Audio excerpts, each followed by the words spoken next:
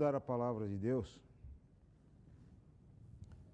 e nós vamos, não sei se vai dar para ver tudo hoje, mas pelo menos vamos começar a ver duas situações. Primeiro, as marcas de um servo de Cristo, as marcas de um ministro cristão. E depois, na continuação, se der tempo, quem sabe em outra oportunidade, os atributos e características de um servo de Deus. Então nós vamos ver as marcas de um ministro de Deus e depois os atributos e características de um servo de Deus. E por que isso? Primeiro, porque Deus tem prometido para nós, e ficou muito forte isso durante o Chuva Serôdia, aquilo que Ele vai fazer aqui em Portugal, que Deus vai fazer aqui, a restauração que Ele vai fazer na vida de muitos ministérios, a cura que Ele vai promover na vida de muitos servos de Deus, quer sejam pregadores do Evangelho, quer sejam diáconos, quer sejam presbíteros, que estão feridos em nome de Deus, magoados em nome de Deus. E também para que nós tenhamos ferramentas que já têm sido nos dadas e que possam ainda ser mais, essas ferramentas possam ser mais forjadas, mais fortalecidas, para a gente combater as heresias e também tudo aquilo que não presta no seio de Deus, do povo de Deus. Eu estou aqui há uma semana e o que eu já ouvi em poucos dias de coisas boas e de coisas ruins não foi brincadeira. E as pessoas que estão de pé é porque realmente amam o Senhor. E porque Deus tem um propósito e tem preservado e segurado essas pessoas. Então, nós temos visto o seguinte. Nós temos visto... olá, Ana, seja bem-vinda. Seja bem-vinda, meninos. Nós temos visto muito engano. E tem uma coisa que é assim, nós não podemos julgar. Isso é muito comum. Nós não podemos julgar, Deus é quem julga. Quem já ouviu isso? Ou quem já falou isso? Nós não podemos julgar, Deus é quem julga. Principalmente hoje em dia com esse evento das redes sociais, a gente ouve muito isso. Deus é quem julga, Deus é quem julga. A gente não pode falar nada, é um servo de Deus. Será? Será que isso é verdade? Paulo disse o seguinte, sede meus imitadores, como eu sou de Cristo. Não disse? Agora, se nós não podemos julgar, que o julgamento é de Deus, como é que nós vamos saber se Paulo é imitador de Cristo ou não? Como nós vamos saber que o pastor Viegas é imitador de Cristo ou não? Como vocês vão saber que eu sou imitador de Cristo ou não?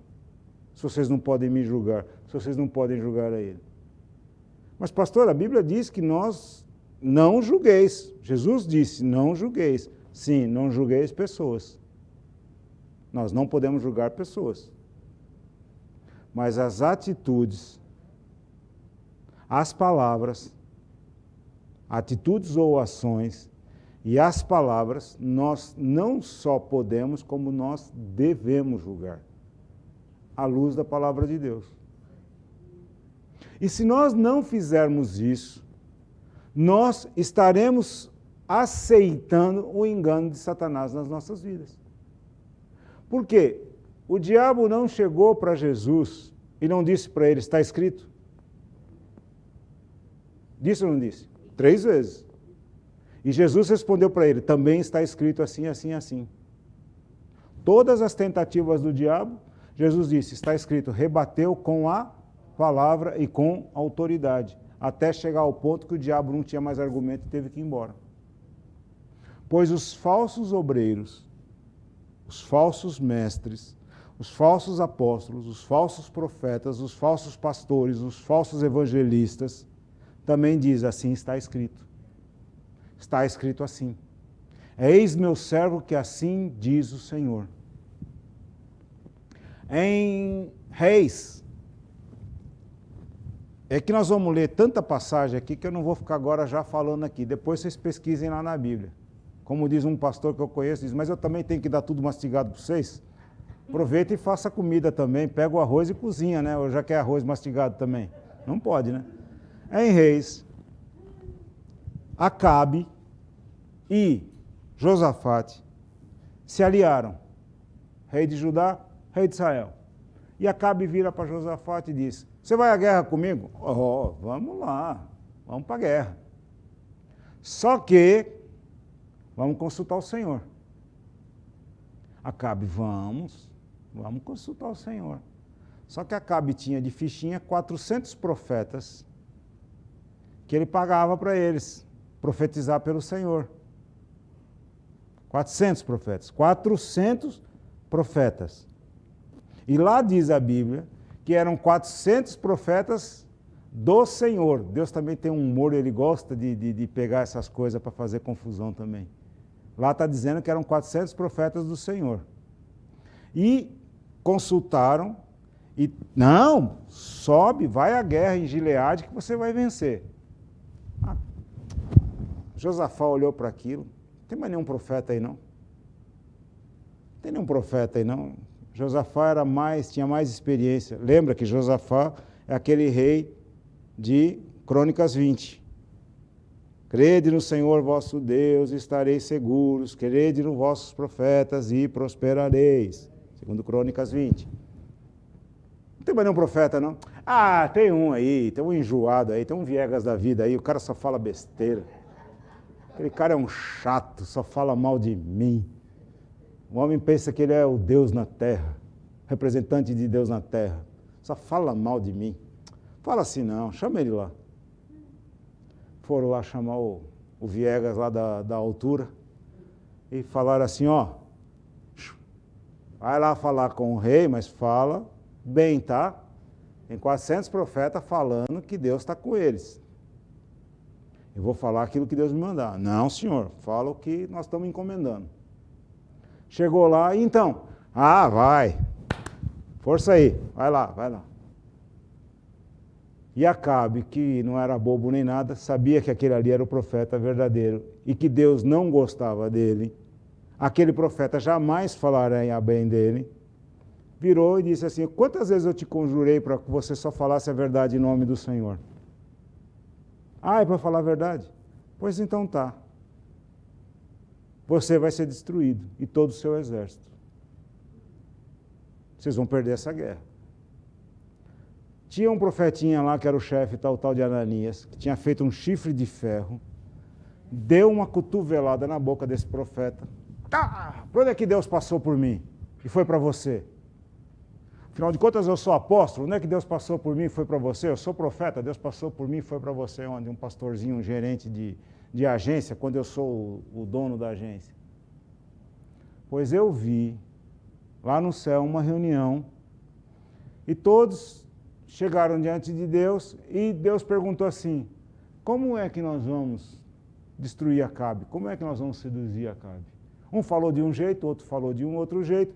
Chegou um espírito no meio deles lá e falou assim, eu vou e vou enganar Acabe. Como? Você é um espírito de mentira na boca dos profetas. Você é um espírito de mentira na boca dos profetas, Deus disse. Vai funcionar, vai lá. Aquele não era um anjo de Deus, era um demônio que apareceu ali e disse, eu vou ser um espírito de mentira na boca dos profetas. Pois então ele foi lá, induziu 400 profetas, todos os 400 falando mentira. Apenas um profeta falou a verdade. Acabe não deu ouvidos, mandou prender o profeta e foi à guerra. Ele foi disfarçado para ninguém conhecer que era o rei, e Josafá vestido de vestes reais. Um soldado aleatório pegou o seu arco, tesou a flecha e soltou, pois aquela flecha foi direcionada por Deus para Acabe e matou Acabe. E Josafá escapou. Não aconteceu nada com Josafá. Mas 400 profetas tinham dito que ele sairia vitorioso. Isso nos diz o quê? Isso nos diz o quê? Que nós precisamos ter muito cuidado com tudo que fala em nome do Senhor. Mas, pastor, estão todos falando a mesma coisa. Há muita unanimidade nisso? Existe uma frase popular que diz assim, que toda unanimidade é burra. E é uma grande verdade. Quando todo mundo está apontando para uma direção, e é constante essa direção, tome muito cuidado. Tome muito cuidado, porque Deus não está nisso. Muito cuidado.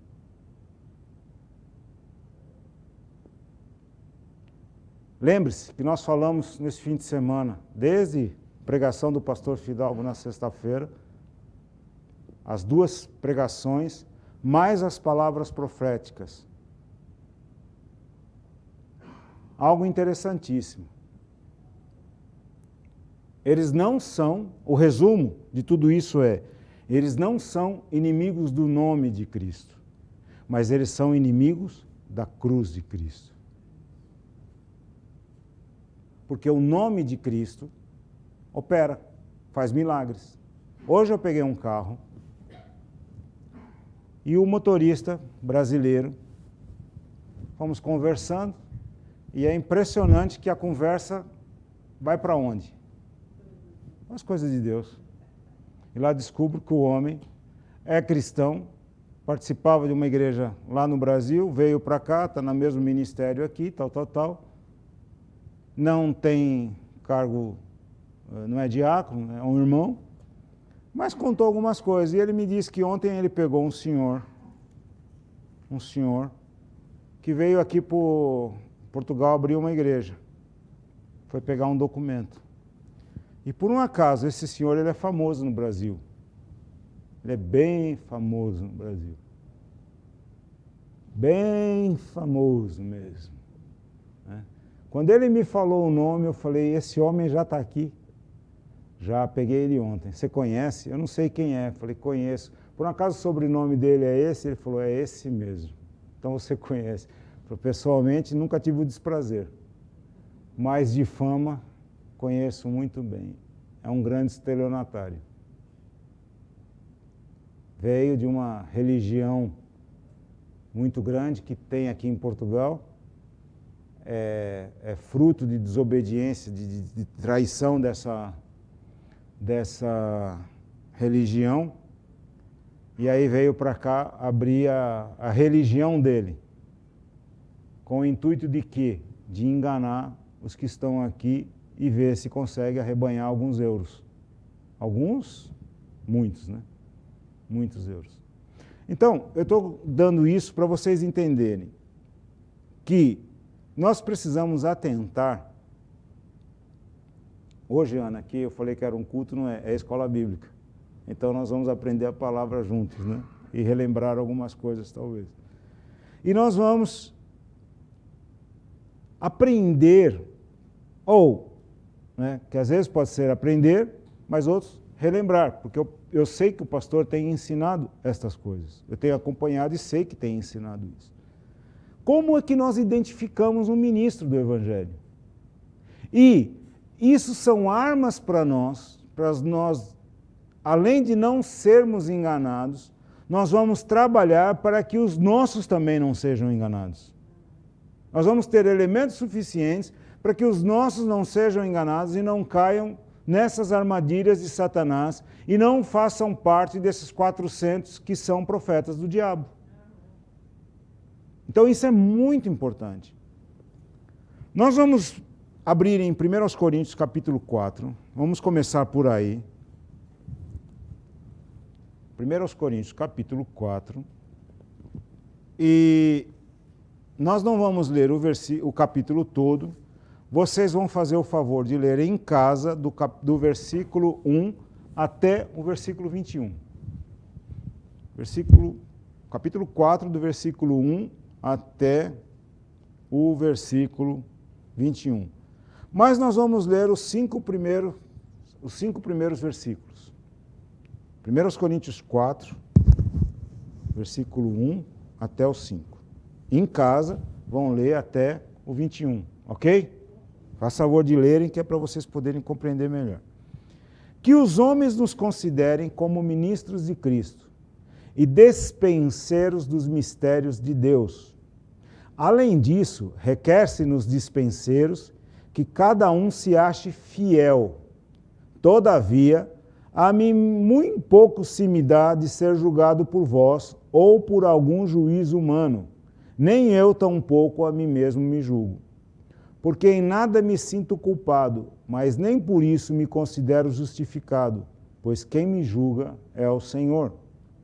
Portanto, nada julgueis antes do tempo, até que o Senhor venha, o qual também trará à luz as coisas ocultas das trevas, e manifestará os desígnios dos corações, e então cada um receberá de Deus o louvor. Na continuidade deste capítulo, nós vamos ver a vanglória dos coríntios, que eles estavam divididos entre Paulo, entre Pedro, entre Jesus. Tinham diversos times dentro da igreja e dizia: o meu time é melhor, o meu time é melhor, o meu time é melhor. E todos eles estavam debaixo de uma glória que não era a glória divina, era uma glória humana, uma glória vã. Até mesmo dando honra para o diabo. Porque onde há guerras, divisões, contendas, aí há atividade satânica. Nós vemos também Paulo defendendo a sua autoridade e mostrando a sua humildade. Então, neste livro de Coríntios, a gente vê os 4 primeiros capítulos, cada um mostra uma particularidade.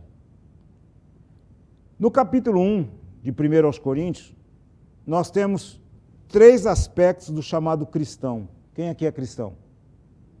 Todos nós somos. Cristão, lembre-se, é o seguidor de Cristo, o discípulo de Cristo, o imitador de Cristo.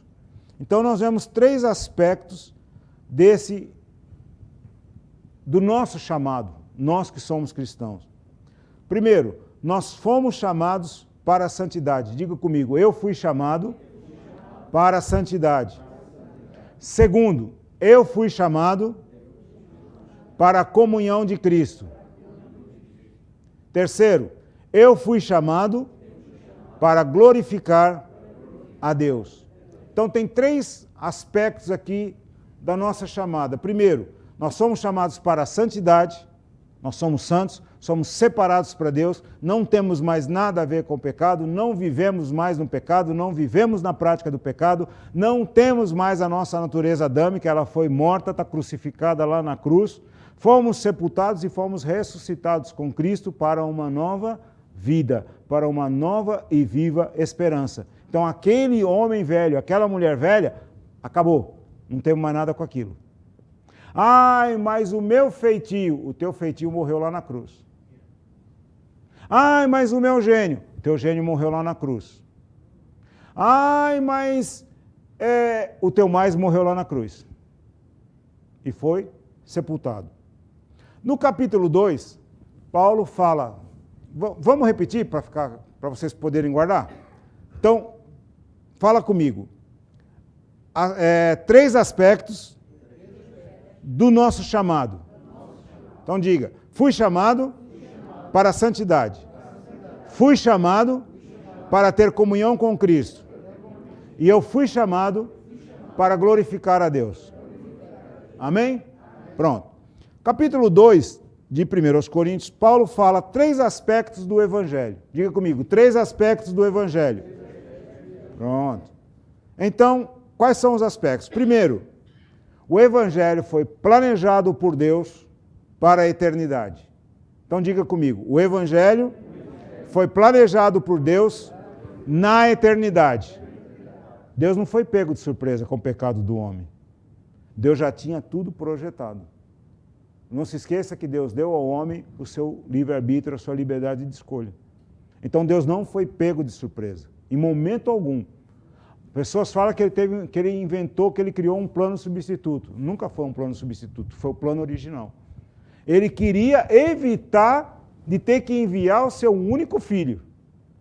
Mas quando ele fez o teste com Abraão, e Abraão não se negou a dar o seu único filho, Isaque, então disse, se um homem não nega dar o seu filho, eu também não posso negar de dar o meu. Por toda a humanidade. Lembre-se que tudo no Antigo Testamento aponta para o Novo, aponta para Cristo. Tudo.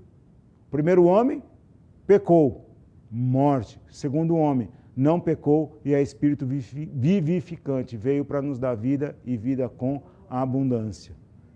Então, o Evangelho foi planejado por Deus na eternidade. Segundo, o Evangelho é centralizado na morte de Cristo. Diga comigo, o Evangelho é centralizado na morte de Cristo. E terceiro, o Evangelho ele é aplicado pelo Espírito Santo. Então diga comigo, o Evangelho é aplicado pelo Espírito Santo. Ó, pastor, mas você vai ficar me repetindo aqui um monte de vezes?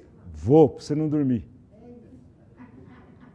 Não é, porque vai dando uma molezinha assim, tá assim um calorzinho, né? Não tá nem frio e nem calor, e aí vai dando uma molezinha no corpo, né? E a gente vai falando suave, que isso aqui não é pregação de pentecostal nem de sapatinho de fogo, que vai, né, derramar brasa aqui dentro, aí vai dando aquela coisa assim, a gente quando vai ver, de repente nós vamos ver o que está acontecendo do outro lado, né? Das coisas espirituais. Então veja bem, 3 aspectos do Evangelho. Primeiro, foi planejado por Deus na eternidade. É centralizado na morte de Cristo e, em terceiro, o Evangelho ele é aplicado pelo Espírito Santo. É o Espírito Santo que faz funcionar e que dá vida ao Evangelho. A letra mata, mas o Espírito vivifica.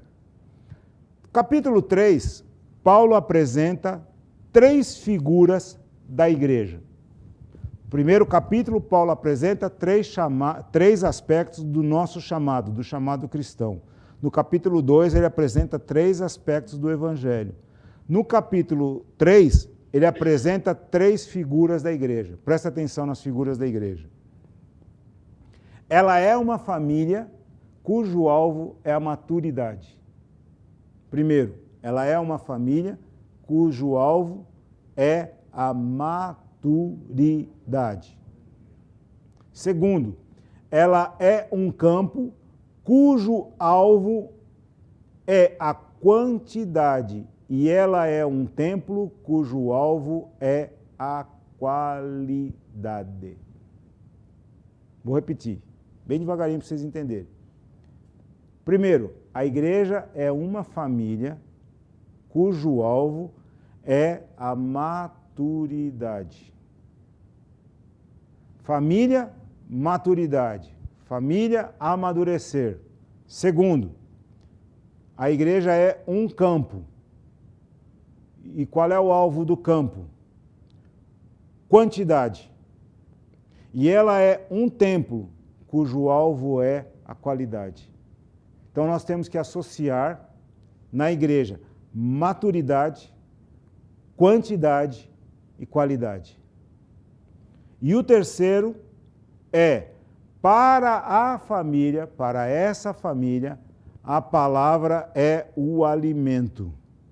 Para o campo é a semente. E para o templo é o material de construção. Então nós temos 3 áreas a ver com a igreja. A igreja, ela é o campo. Primeiro, ela é o alimento. Segundo, ela é o campo. E em terceiro lugar, ela é o templo. A Bíblia está sempre falando que nós somos a família de Deus, que nós somos, as nossas palavras são as sementes que são lançadas e que nós somos a morada de Deus, nós somos o templo de Deus. Então, nós precisamos compreender o seguinte, tudo, quer seja o nosso chamado, quer seja o Evangelho, quer seja a igreja, tudo aponta para um único fim. Qual é o fim? Jesus Cristo, que aponta para Deus. Ora, quem é que cuida do chamado cristão aqui na terra? Quem é que cuida do Evangelho? E quem é que cuida da igreja? Não. Aqui na terra, não. O pastor, o ministro. Ao anjo, está lá em Apocalipse, ao anjo da igreja, escreve. Ao anjo da igreja, escreve.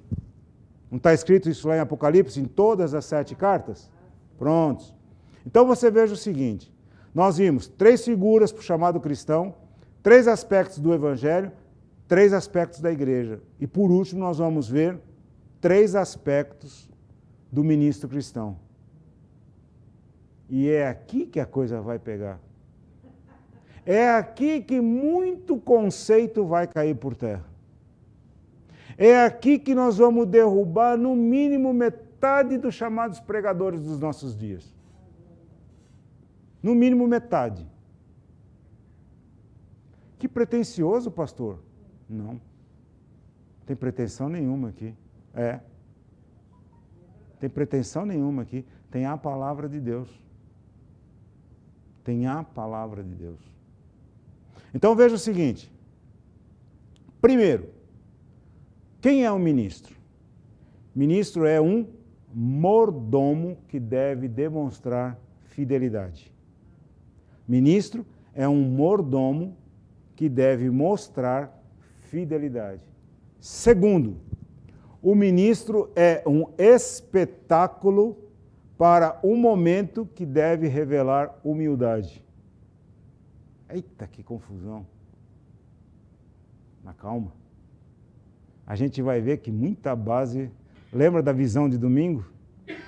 Começou pela estátua, a base, e depois, por último, o fogo veio e destruiu tudo. Deus está fazendo isso. Então, o ministro é um mordomo. O que é um mordomo? Não é um serviçal? O mordomo não é o chefe de uma casa de um rico que cuida de todos os serviçais? Mas, na realidade, ele é o quê? Ele é o patrão? Não, ele é um serviçal como os outros. Apenas ele é diferenciado porque ele administra os outros serviçais, mas ele também é um serviçal. Ele não é mais do que o outro. Ele não pisa no outro. Ele é um serviçal tal igual o outro. Apenas ele tem um grau a mais de confiança do patrão. Só isso. O que mais? Ele é um espetáculo para o momento em que deve mostrar, revelar humildade. Paulo é um bom exemplo. Paulo era um espetáculo. Onde ele aparecia, Paulo se tornava um espetáculo. Por quê? Na pregação do Evangelho? Não, na humilhação que ele passava. Ele abria a boca para pregar o Evangelho e alguém dizia, tá aí, ó o agitador aí, é esse aqui, ó. É esse aqui, prende ele. Já ia e já virava um espetáculo, porque todo mundo ia assistir o linchamento, o açoitamento, a prisão, a humilhação, o julgamento. Virava um espetáculo público. E em terceiro lugar, o ministro é um pai para refletir doçura. O ministro é um pai que reflete doçura. Que coisa, né? Então vamos agora devagarinho, vamos entender isso aqui. Primeiro, qual é a ideia que nós temos? Eu vou falar bem devagar, que é para a gente chegar, não tenho pressa não. Nós vamos entender isso aqui, quem assistir também vai entender, vai ficar bem gravado. Qual é a ideia que a gente tem de um ministro, de um pregador? Nós temos 2 ideias. Ou ele é um esfarrapado, que não tem onde cair morto.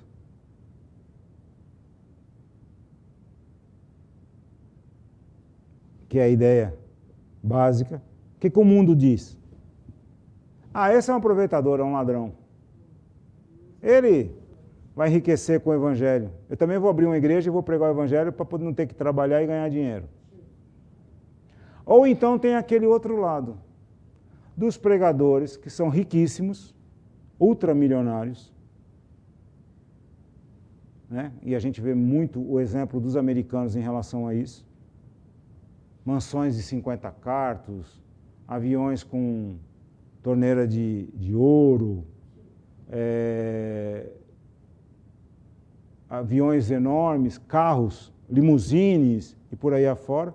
E esse modelo, começado na América, veio para o Brasil, veio para cá e foi difundido aí pelo resto do mundo. Então a gente tem uma ideia do pastor, aquele pessoa que está assim num nível muito elevado, que hoje, para ficar nesse nível elevado, eles são chamados de apóstolos, já não são mais pastores.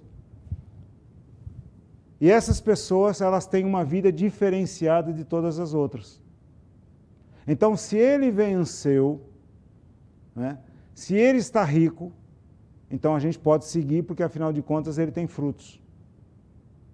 E os frutos não são medidos pela quantidade de pessoas ganhas, transformadas, salvas, libertas, e sim pela quantidade de bens que ele amealhou ao longo dos anos. Mas quando nós olhamos para a palavra de Deus, nós vamos ver que os coríntios, o que eles estavam fazendo? Exatamente o que nós fazemos hoje em dia. Amém? Não, ai de nós. Porque ao invés de nós mirarmos em Deus, nós miramos nos homens. E nós queremos prestar fidelidade a homens e não a Deus. Nós preferimos prestar fidelidade a quem nos faz sentir bem, a quem ergue o nosso ego, a quem aguça a nossa sagacidade e o nosso desejo de conquista. E aí, quando nós olhamos para esses homens que têm tudo e mais alguma coisa, pensamos assim, se ele conseguiu, eu também consigo. Qual é a maneira que ele ensina? Uma das maneiras é, você vai semear para colher. Lembra da pirâmide financeira que eu falei no fim de semana? Então vamos fazer uma pirâmide financeira e vocês também vão ganhar. E os coríntios estavam assim. Eles estavam com times, exatamente como nós temos hoje. Naquela época era Jesus, Paulo, Pedro, João, não sei mais quem, Apolo. Hoje são as denominações. Então nós somos da denominação A, da denominação B, da denominação C, da denominação D. Nós somos desse, daquele, de não sei do quem, de não sei o quê. Esse aqui é maior, aquele é maior. Não, o meu é maior. Olha, o meu tem mais, a minha tem mais. E os homens vão atrás de pessoas que possam inflar o seu ego. Consequentemente, nós estamos imitando o mundo. O mundo faz o quê? O mundo vai atrás de quem? O mundo segue os artistas da moda. Então, alguém aparece lá nos Estados Unidos, lança uma moda lá, todo mundo vai atrás. Lá nos Estados Unidos, alguém lança um cabelo com 1 metro de altura. Por que o cabelo tem 1 metro de altura? Não sei, a artista lá inventou, então todos nós vamos atrás, porque é o padrão hoje que tem que ser usado, cabelo de 1 metro de altura. A moça lá, o estilista fulano de tal inventou que calça inteira assim não serve. Então nós temos que usar calça rasgada. A calça inteira custa 10 euros. A calça rasgada custa 150 euros. É menos pano e custa mais caro porque está na moda. E vai todo mundo comprar calça rasgada de 150 euros. Que é para ficar na moda. Aí nós vamos para a igreja. Então, apareceu a igreja da moda, pintaram tudo. Não sei se aqui já tem, mas no Brasil tem. A igreja da moda no Brasil agora é assim. Pinta as paredes de preto, o exterior de preto. Tem aqui? Jesus, já chegou aqui. Pinta a parede de preto, exterior de preto, tem um holofote colorido em cima do pregador e toda a igreja é escura. E já não é mais igreja, agora é church. É church. Adoração não é mais adoração, é o worship, viu, Aline? Você tem que tocar o worship. E o que é o worship? Worship. Worship. O que é worship? É tocar o mesmo acorde, Ré, Dó, Fá, Sol, Lá, Si, Dó, meia hora seguida. Meia hora seguida. E aí o pessoal começa. Aí vai entrando em transe, estão debaixo da unção. Estão debaixo da unção. E aí o pregador vem, está todo mundo no escuro. Eu estou vendo aqui a carinha de vocês, se dormir a gente acorda. Mas num lugar escuro, como é que vai ver alguma coisa? está tudo escuro. Então isso que é para não haver chamada de atenção. O pregador é o foco. Ora, na igreja do Senhor Jesus Cristo, o foco é a palavra. Na igreja do Senhor Jesus Cristo, o foco é o Espírito Santo. Mas na igreja church, é o pregador, é o coach, o homem da autoajuda. É o diabo. Eu tive uma experiência, quando eu vi esse negócio de igreja preta, eu fiquei extremamente preocupado.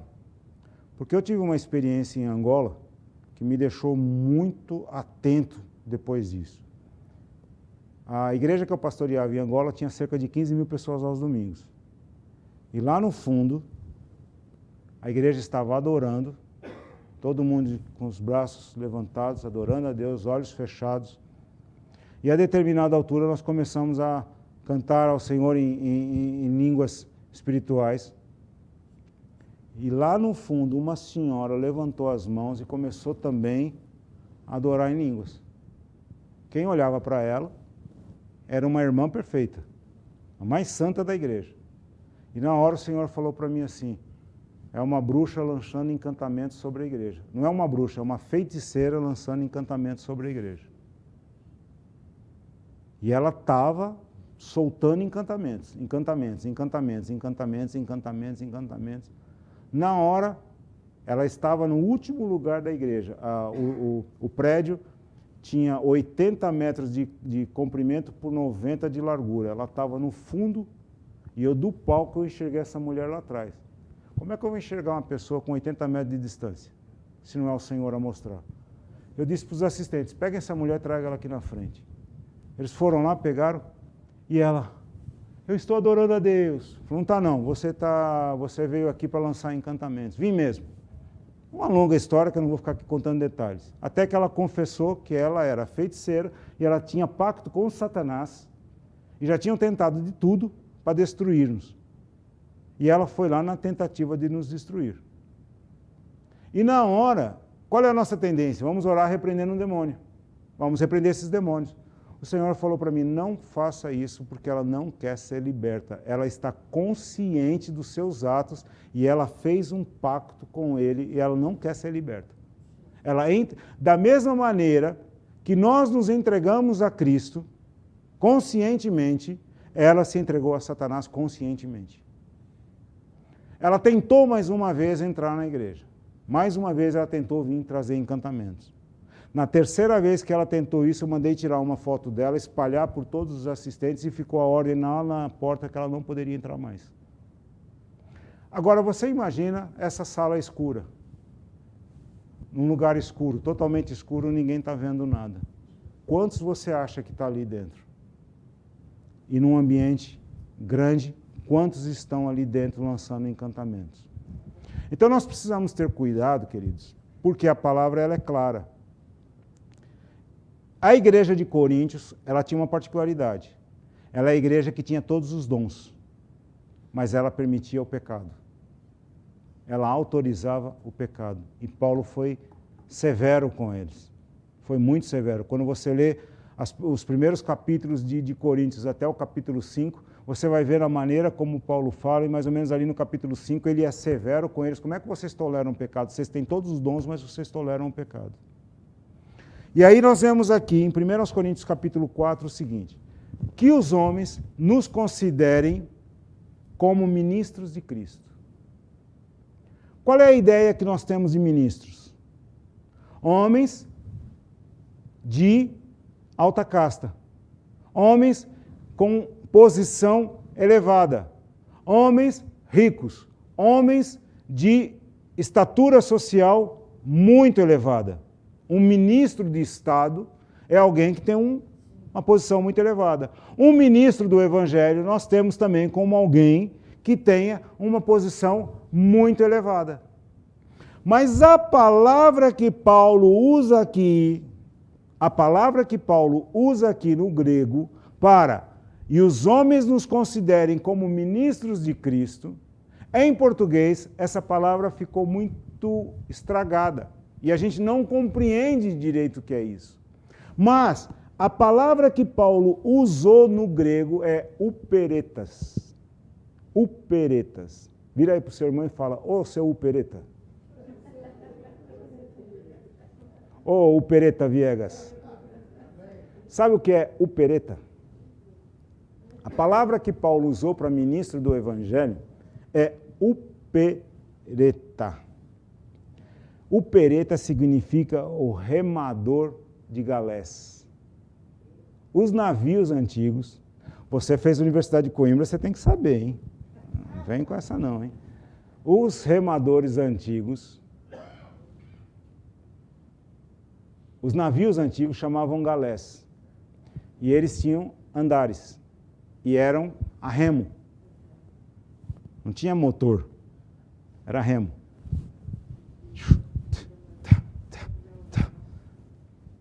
E os remadores ficavam lá embaixo.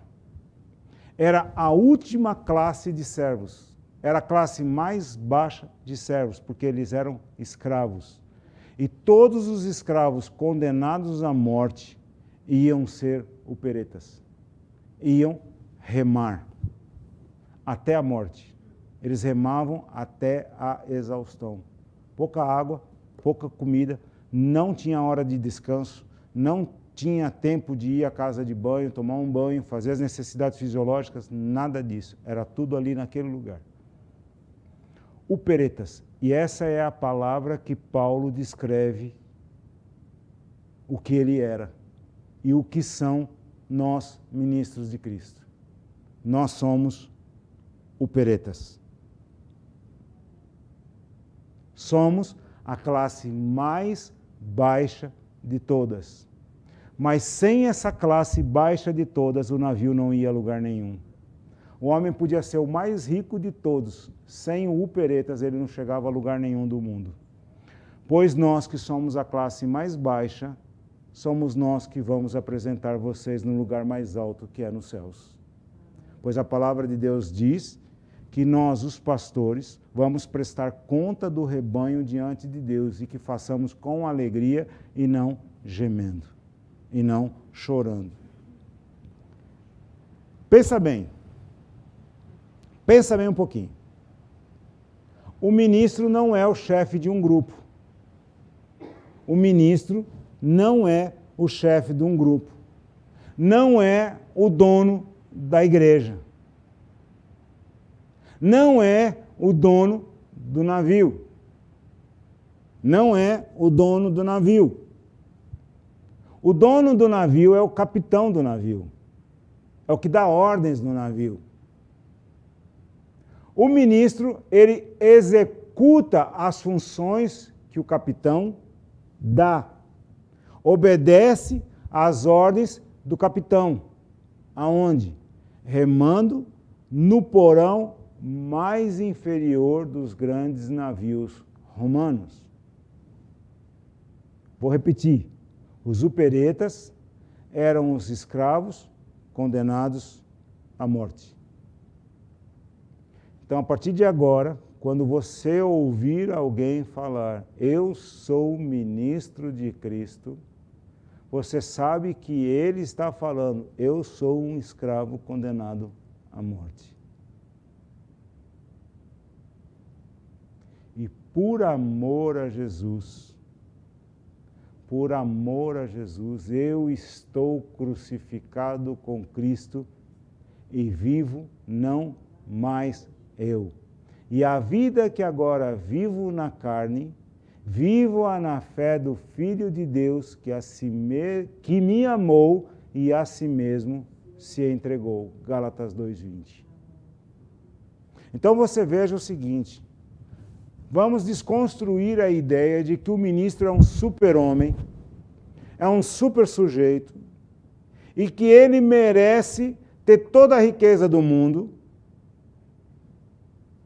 e os irmãos merecem ser os sustentadores daquela riqueza dele toda. Isso não tem parte com o Senhor.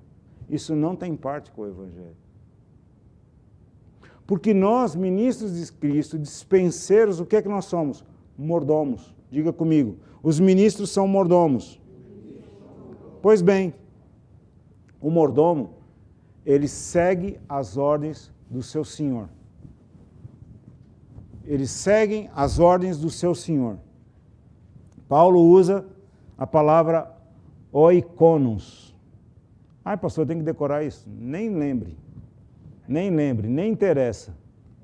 É que essas palavras é que vão nos dar o sentido real daquilo que nós somos.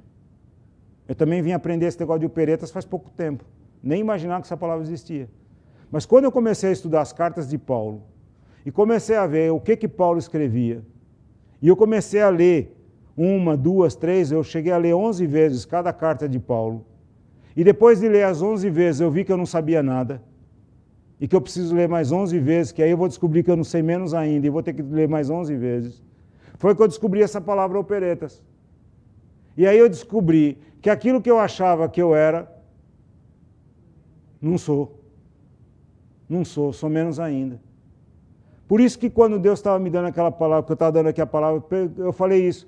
Quem você pensa que é? Eu não penso que sou nada. Porque eu já sei que não sou nada. E quando eu pensava que era alguma coisa, eu descobri que eu era menos ainda. Por quê? O que é em nós é Cristo. Cristo em nós é a esperança da glória. Então, o ministro, o que ele é? Ele é o dispenseiro. Ele é o que cuida da despensa. Dispenseiro é isso, aquele que cuida da despensa.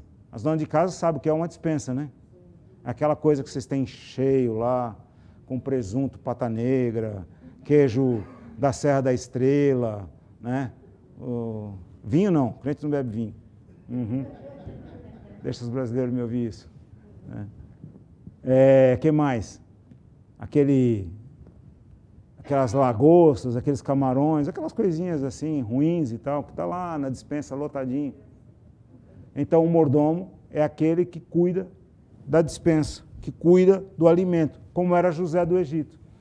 Veja, lembre-se, tudo que está no Antigo Testamento aponta para o Novo Testamento. José do Egito foi preso e ele foi ser o quê? Ele foi primeiro ser mordomo da casa de Potifar. E o que ele era? Um escravo. José do Egito era um escravo que foi colocado sob a liderança de outros escravos. Mas, quando a mulher de Potifar o acusou, Potifar lembrou a ele que ele era um escravo igual aos outros.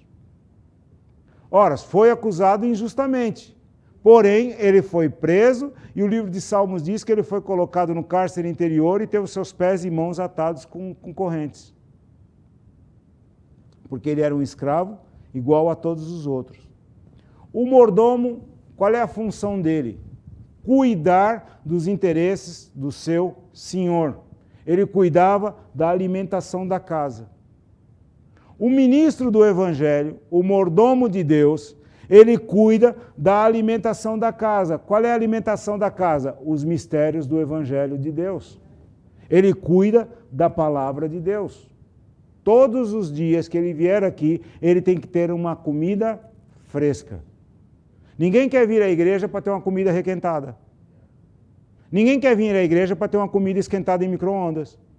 Você quer vir, e cada domingo que você chega aqui, você vem na expectativa de o que será que vai acontecer hoje? O que será que vai acontecer hoje? Será que vai ser igual? Não, igual não vai ser, porque nunca tem sido, cada domingo tem sido uma expectativa nova. O que será que vai acontecer hoje? Então você sempre virá, por quê? Porque você sabe que o mordomo que foi colocado aqui vai tirar da despensa uma comida nova. Eu não estou falando em revelação nova. Porque a palavra já está revelada. Não vai trazer coisa nova, vai trazer o que está aqui. Vai apenas te clarear aquilo que já está escrito, vai te fazer entender aquilo que está escrito. Ele não vai chegar aqui, irmãos, eu tive uma nova revelação, então essa Bíblia já não serve, eu vou escrever uma nova Bíblia. Não, não existe isso. Então, vamos lá ver. O mordomo, ele tinha a função do quê? De colocar comida à mesa. Mas o mordomo tinha a função de prover o alimento? Ele tinha a função de providenciar o alimento? De produzir o alimento? Não. Não. Quem tem a função de providenciar, de produzir, de comprar o alimento, de fornecer os recursos para a compra de alimento é o Senhor. O mordomo não tem dinheiro para isso. Não se esqueça que o mordomo é um servo. E o seu salário, se ganhar salário, não é suficiente para poder abastecer a casa do seu Senhor. Então é o Senhor que providencia. A mesma coisa nós, como ministros do Evangelho, não somos chamados para produzir o alimento, para prover o alimento. Nós somos chamados para quê? Para servir o alimento. Porque se nós formos chamados para produzir o alimento, nós vamos cair em 2 Coríntios 11:4. Nós vamos produzir outro Jesus, outro Evangelho e outro Espírito. E não aquele que está determinado pelo Senhor. E aí nós vamos também servir a outro Senhor. Resultado, nós vamos trazer morte na panela.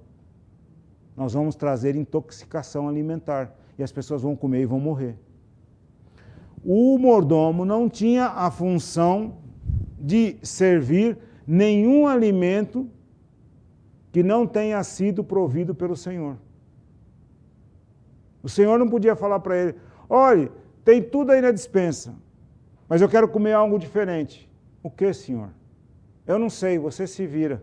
Eu quero comer algo diferente. Não, o mordomo ele ia à despensa, via o que tinha lá, preparava o cardápio e servia aquilo que tinha. Aquilo que o Senhor comprou. Pois nós, como ministros do Evangelho, também somos assim. Nós vamos à despensa e vamos ver o que o meu Senhor comprou para esse domingo. O que o meu Senhor comprou para esse domingo. E aí nós viemos e servimos aquilo que Ele comprou para esse domingo. Não somos nós que vamos providenciar a palavra, é Ele. Nós apenas vamos servir. O que mais que é a função do mordomo? Servir a mesa com integridade. Tem que ser íntegro. O mordomo não pode mudar o alimento, não pode adulterar o alimento, não pode acrescentar o alimento e ele não pode reter o alimento. O mordomo não pode acrescentar nada além daquilo que está lá, porque o mordomo também tinha uma coisa. Antigamente, nas casas em que tinha um mordomo, as famílias tinham as receitas de famílias e que passavam de geração a geração. O mordomo, quando aceitava o desafio de ser o serviçal que ia administrar aquela casa, ele tinha que seguir as regras que estavam escritas, e normalmente seguir as regras que estão escritas de geração em geração. Veja, por exemplo, a rainha da Inglaterra. Se mudar o cerimonial, logo as notícias dizem, quebrou o protocolo, mudou o cerimonial. Não pode, tem que ser seguido estritamente. E quantos anos fazem isso? Desde que Adão era menino, esse negócio já existia. Pois no reino de Deus é a mesma coisa. Nós, como ministros de Deus, não podemos mudar nada. E nós precisamos ter muito cuidado com mordomos e diz assim, eu tive uma nova revelação. Com mordomos que chegam e dizem, eu sinto de agora fazer isto. Precisa ter muito cuidado com isso. Eu costumo dizer o seguinte, meus queridos, que só é enganado quem quer. Só é enganado quem quer. Porque a verdade ela está estipulada. Você sabia que ninguém vai poder chegar diante de Deus e vai dizer assim, eu não sabia. Mas pastor, e aquelas nações que nunca ouviram falar o Evangelho, que estão escondidas lá na selva e não sei o que lá?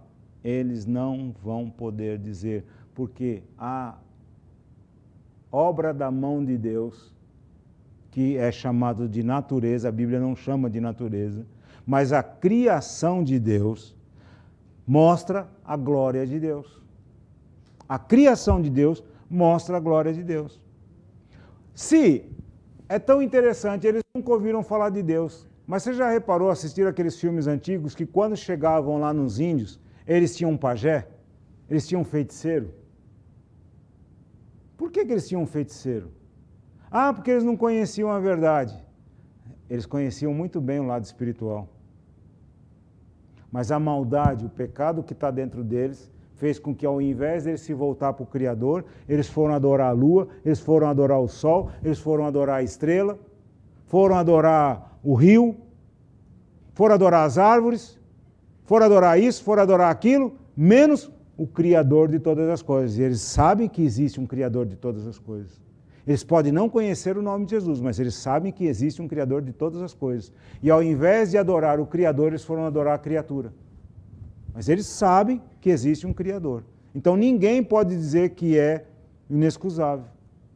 Então, eu não quero me alongar muito nisso daqui, mas eu quero que vocês entendam o seguinte: nós, ministros de Deus, nós não somos os chefes, nós não somos os governadores, nós não somos os presidentes, nós não somos os enviados especiais de Deus com uma visão especial.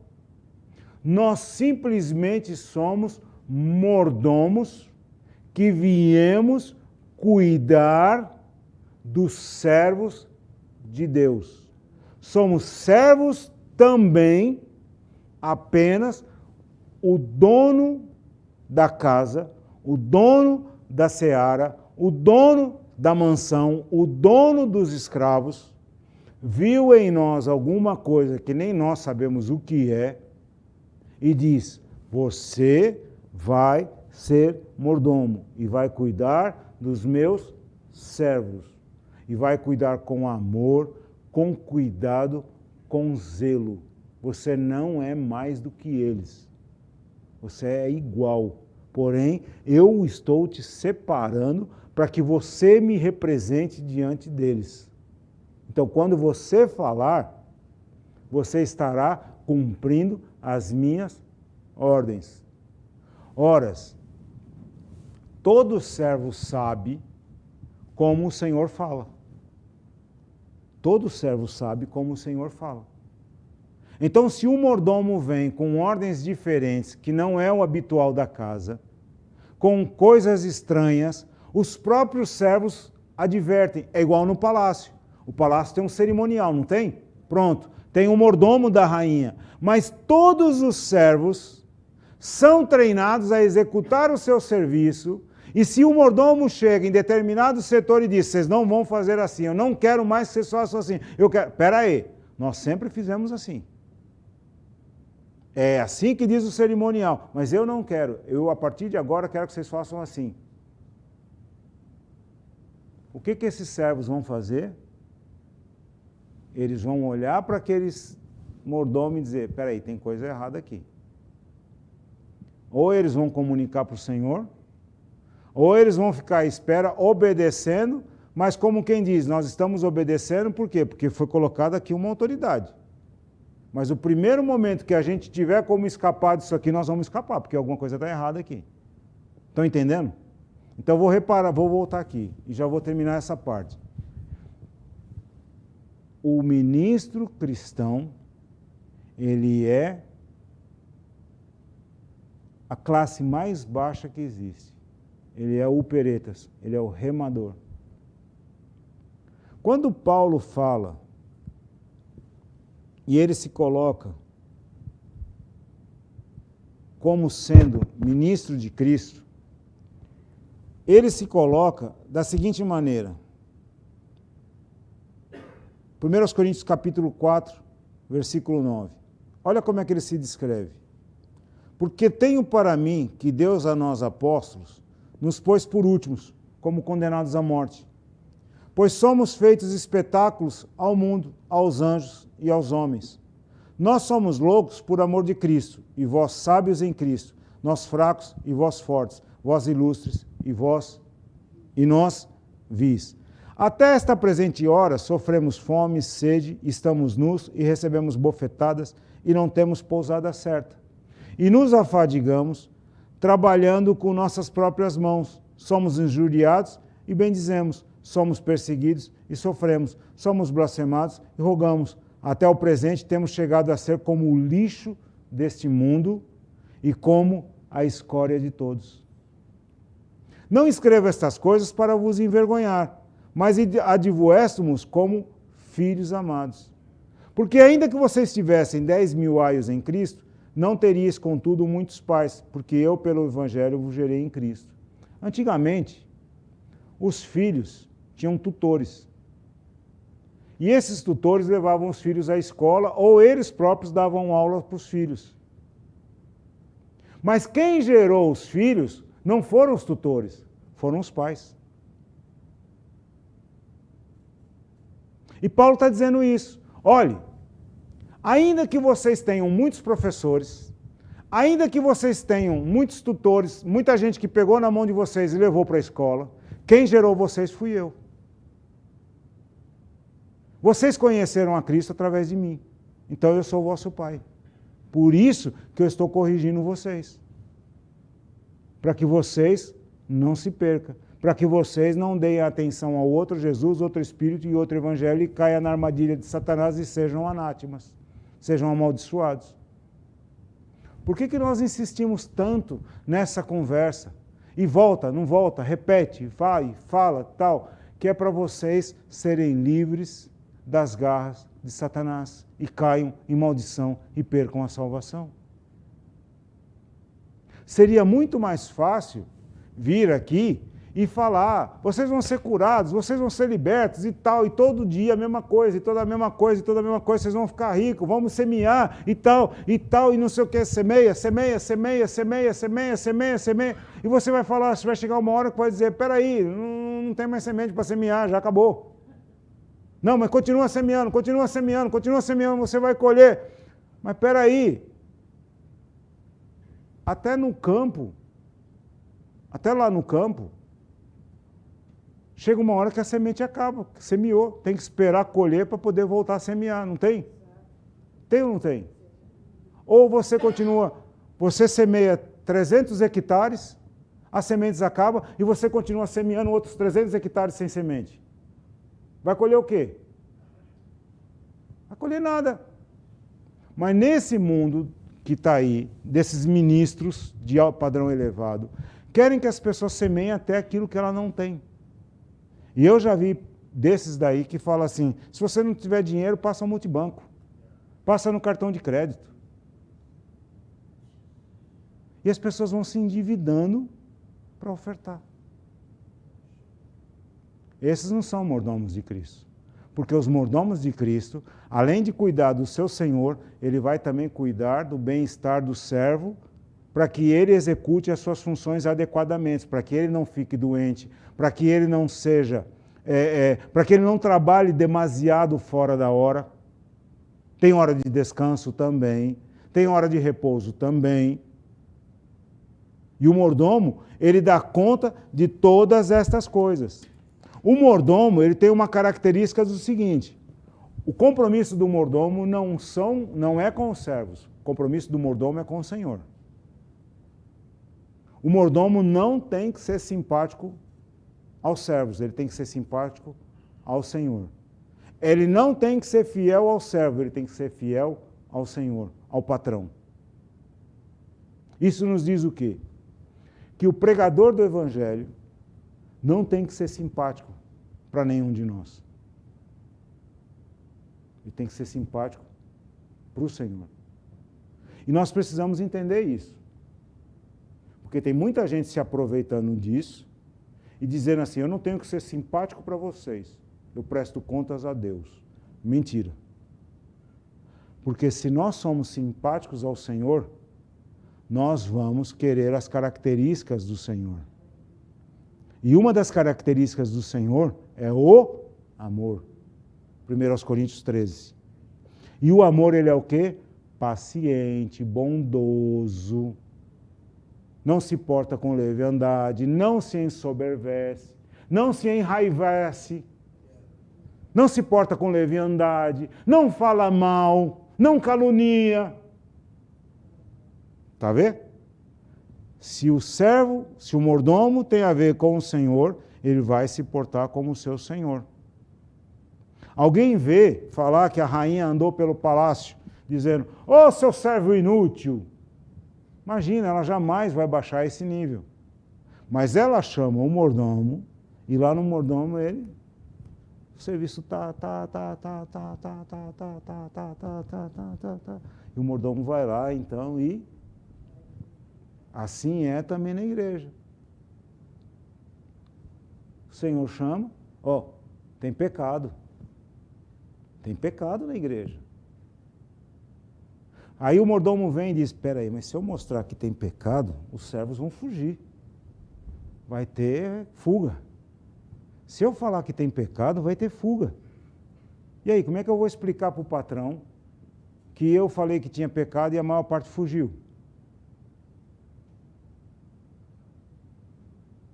Porque hoje também tem essa. Se falar em pecado, pode ser que as pessoas fujam. Mas o verdadeiro servo, ele tem compromisso com o patrão, com o Senhor, e não com os servos. Então ele vai falar sempre a verdade, porque ele vai procurar sempre agradar o Senhor. Porém, ele vai tratar sempre os servos com equidade, com paciência. E é isso que nós vamos ver agora. Tá? Até que hora que você falou? Já deu, né? Mas eu vou deixar isso aqui para outra para não cansar mais, porque é um assunto muito sério. Se nós entendermos isso, queridos, nós nunca mais vamos ser enganados por ninguém. Nunca mais. E nós não podemos nos esquecer da promessa de Deus, que virá um tempo agora em que nós vamos construir barragens.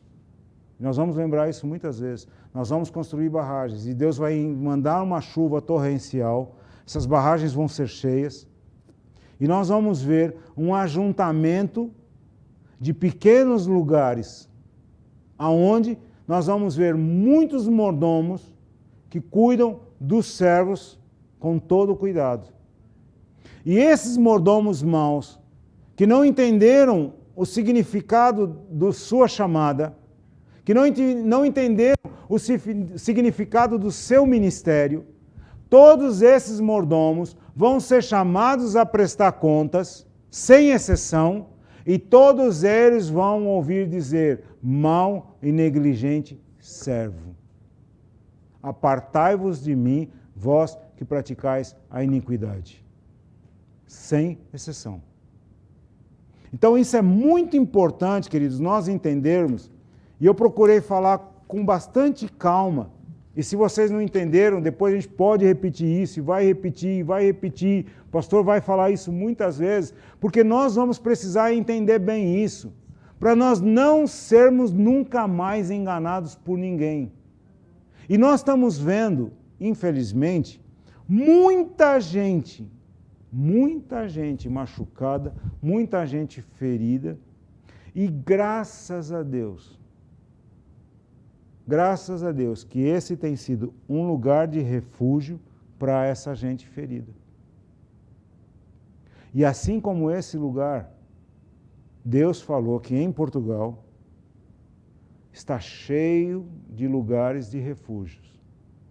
Só que são lugares pequenos, são lugares que não estão na mídia, não são conhecidos, são homens sofridos, são mulheres sofridas, são mulheres que têm dado a vida pelo rebanho de Deus. E muitos nem se conhecem. E Deus vai começar a juntar esse povo. Deus vai começar a juntar esses diversos servos, esses diversos mordomos, para que um ao outro ajude, sejam curados, sejam edificados, possam orar uns pelos outros, e nós vamos ver novamente um grande exército de servos sendo levantado neste país. Um povo santo, um povo são, curado no corpo, na alma e no espírito. Amém? Amém. Vamos orar? Pai, o Senhor tem nos ensinado a Tua palavra. E quanto mais nós estudamos a Tua palavra, Senhor, nós vamos nos aprofundando no conhecimento da graça, no conhecimento desta palavra. Que nós hoje entendamos, Senhor, que nós somos uperetas, que nós somos ministros do Evangelho, como aqueles remadores que estavam lá embaixo do navio e que tinham a responsabilidade de fazer movimentar esse navio, de levar esse navio para o seu destino. E assim somos nós como ministros de Deus. Nós temos a obrigação de levar esse navio para o destino que é o céu, que é a pátria que o Senhor nos destinou, a pátria celestial para toda a eternidade. Pai, que nós entendamos isto.